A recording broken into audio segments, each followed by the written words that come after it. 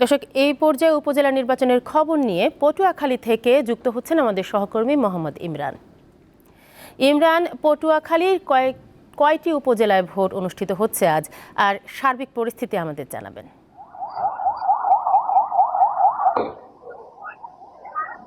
তানিয়া, পটুয়াখালীর কিন্তু 3টি উপজেলায় ভোট গ্রহণ হচ্ছে। আপনি জানেন যে ঘূর্ণিঝড় রিমালে কিন্তু এই 3টি উপজেলার ভোট স্থগিত করা হয়। বিশেষ করে পটুয়াখালী সদর, মির্জাগঞ্জ ও দুমকি উপজেলায় ভোট গ্রহণ অনুষ্ঠিত হচ্ছে।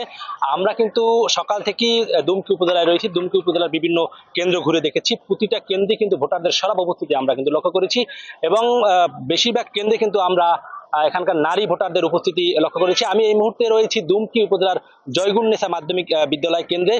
সেই কেন্দ্রে কিন্তু আমি যেখানটা দাঁড়িয়েছি এখানটা কিন্তু দীর্ঘ লাইন ছিল। তো এখন কিন্তু প্রচুর গরম পড়ছে এবং রোদের তীব্রতা কিন্তু অনেক বেশি, যার কারণে ভোটারদের কিন্তু এই যে কেন্দ্রের যে বারান্দা রয়েছে এই বারান্দায় কিন্তু লাইনে দাঁড় করে তাদেরকে ভোট গ্রহণ তাদের কাছ থেকে তারা ভোটাধিকার প্রয়োগ করছেন। আর আমরা এখানকার এই 3 উপজেলায় কিন্তু 4,80,000-এরও বেশি ভোটার রয়েছে। এই ভোটারের বিপরীতে কিন্তু এখানে কিন্তু 12 জন চেয়ারম্যান প্রার্থী এবং 18 জন ভাইস চেয়ারম্যান প্রার্থী এবং 10 জন মহিলা ভাইস চেয়ারম্যান প্রার্থী কিন্তু আসলে প্রতিদ্বন্দ্বিতা করছেন। এখন পর্যন্ত আমরা আসলে কোথাও কোনো অপ্রীতিকর ঘটনার আসলে খবর পাইনি।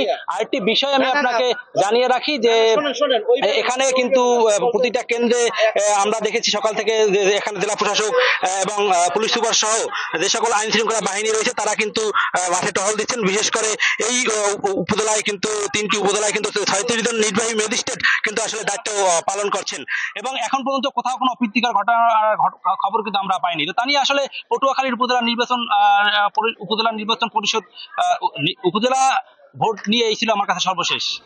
পটুয়াখালী থেকে উপজেলা নির্বাচনের খবর জানাচ্ছিলেন মোহাম্মদ ইমরান।